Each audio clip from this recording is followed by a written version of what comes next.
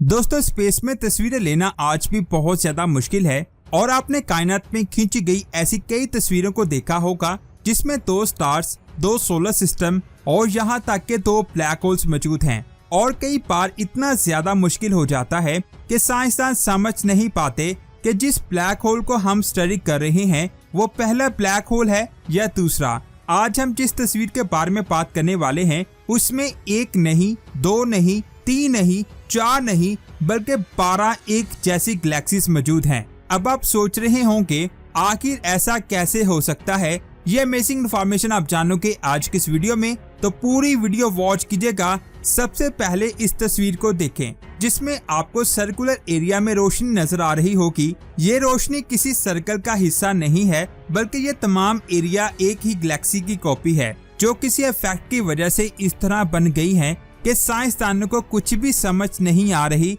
जिस गैलेक्सी की ये इमेज है उसका नाम PSG1 G311.65 18.84 है। साइंसदान को कहना है कि इसकी लाइट 11 अरब लाइट ईयर दूर से आ रही है। इस तस्वीर को हबल स्पेस टेलीस्कोप के जरिए खींचा गया है और 2019 में नासा ने इसे पब्लिश किया था। इस तस्वीर को सनबर्स्ट आर्क भी कहा जाता है। जब साइंसदानों ने इसे पहली बार देखा तो उनका कहना था कि हो सकता है किसी को इंसिडेंट की वजह से ये 12 गैलेक्सीज एक ही तरह नजर आती हैं, लेकिन इनके आर्क को एनालिसिस करने के बाद ये थ्योरी मुकम्मल तौर पर ब्रेक हो गई क्योंकि उनमें साफ साफ ग्रेविटी के असर को नोटिस किया जा सकता है। इस गैलेक्सी की 12 कॉपीज में से कुछ कॉपीज इतनी ज्यादा धुंधली हैं कि उनमें कुछ भी नोटिस नहीं किया जा सकता, लेकिन इनमें से कुछ इतनी साफ और क्लियर हैं जैसे उनको 520 लाइट ईयर दूर से खींचा गया है। अगर तस्वीरों की बात की जाए तो कायनात के लेवल पर यह नंबर बहुत ज्यादा छोटा है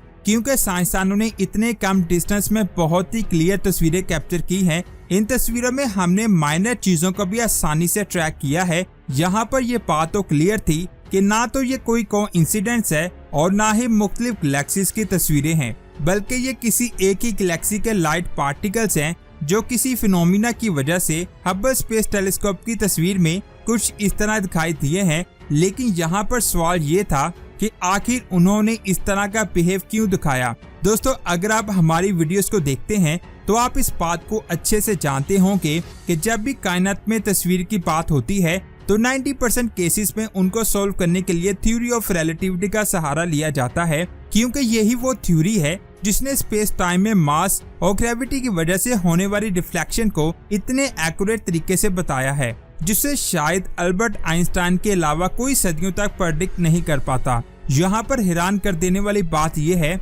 कि रिलेटिविटी थ्योरी को प्रैक्टिकल करने के बावजूद इस पुरस्कार तस्वीरों का कोई खास सोल्यूशन नहीं निकल रहा था जिसका रिजल्ट इस तस्वीर से मैच करें और हमें यह पता चल सके कि आखिर ये स्पेसिफिक एंगल पर इस तरह बैंड क्यों हुई है और किस चीज ने इसमें इतना बड़ा डिफरेंस क्रिएट किया है कि हमें ये इमेज इस तरह नजर आ रही है, बल्कि ये थ्योरी इसकी हर एक कॉपी में मुकम्मल तौर पर अपना काम कर रही है। ये सुनकर आप बहुत ज्यादा हैरान हो जाएंगे कि इस सिचुएशन में जो कंसेप्ट और थ्योरी साइंसदान को काम आई है उसे भी अल्बर्ट आइंस्टाइन ने ही प्रपोज किया है, वो भी उस वक्त जब कोई स्पेस टेलीस्कोप स्पेस में घूम नहीं सकता था। इस कंसेप्ट को ग्रेविटेशनल लेंसिंग कहा जाता है जिसके बारे में अल्बर्ट आइंस्टाइन ने आज से 90 साल पहले दुनिया को बता दिया था। स्पेस टाइम में जितना किसी ऑब्जेक्ट का मास होता है वो उतनी ही ग्रेविटी को होल्ड कर पाता है, लेकिन पास औकात कुछ ऑब्जेक्ट का मास इतना ज्यादा हो जाता है कि वो लाइट पार्टिकल जैसी स्ट्रॉन्ग चीजों को भी डिफ्लेक्ट कर देती है। अब इन गैलेक्सीज के राजों को जानते हैं कि आखिर इसके साथ हुआ क्या है। एक अंदाजे के मुताबिक ये गैलेक्सी तकरीबन 11 अरब साल पुरानी है और 14 अरब साल पहले बनने वाली कायनात के हिसाब से ये वो वक्त था जब गैलेक्सीज अभी बनना शुरू हो रही थी।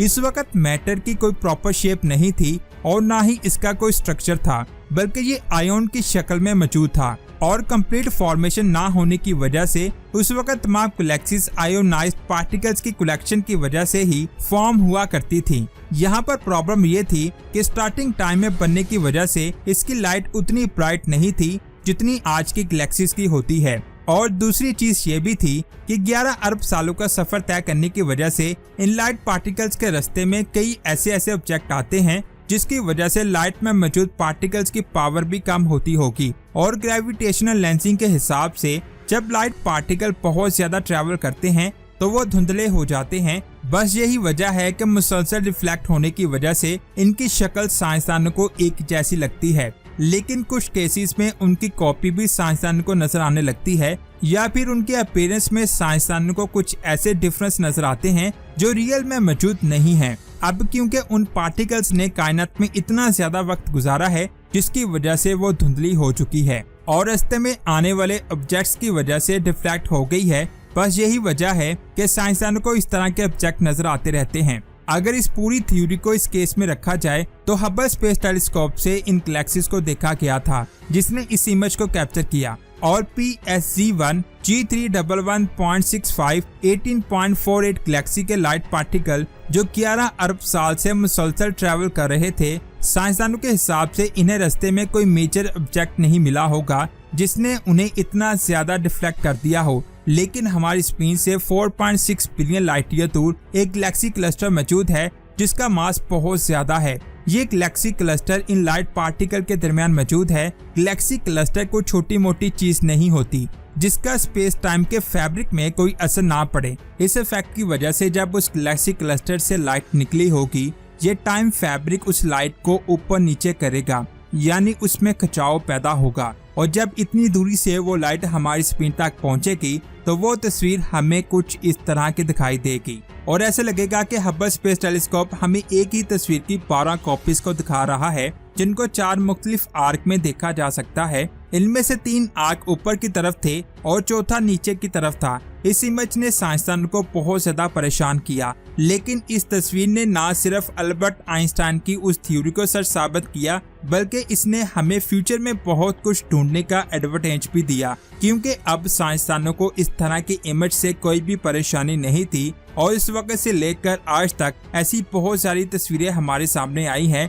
जिनमें ये इफेक्ट देखा गया है। अब साइंसदानों के लिए कुछ भी मुश्किल नहीं है क्योंकि उनको इस थ्योरी के बारे में पहले से ही पता है, बस उन्हें उस चीज को आइडेंटिफाई करना पड़ता है जिसकी वजह से ग्रेविटेशन लेंसिंग का ये फिनोमेना पैदा होता है। तो दोस्तों, ये थी आज के अमेजिंग वीडियो। आपको कैसी लगी नीचे कमेंट्स करके जरूर बताएं। वीडियो अच्छी लगी तो लाइक करने के साथ साथ इसे आगे भी शेयर करें। मिलते हैं एक और अमेजिंग वीडियो में। अपना बहुत सारा ख्याल रखें। अल्लाह हाफिज।